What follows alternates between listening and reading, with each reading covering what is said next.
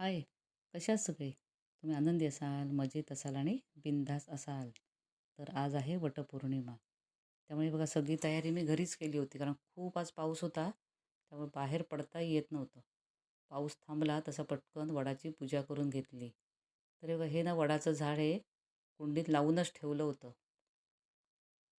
तर एकदा अहोंना 7 जन्मासाठी पुन्हा बांधून ठेवलेलं आहे. तर सर्व पुरुष वर्गानं सावधान, कारण तुमच्याही सौभाग्यवतीने तुम्हाला पुन्हा 7 जन्मासाठी बांधलेलं आहे या दिवशी. त्यामुळे काळजी घ्या.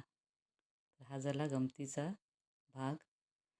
तर वटपौर्णिमा म्हणजे आपण वडाच्या संपर्कात राहावं, कारण 24 तास ऑक्सिजन देणारं हे झाड आहे.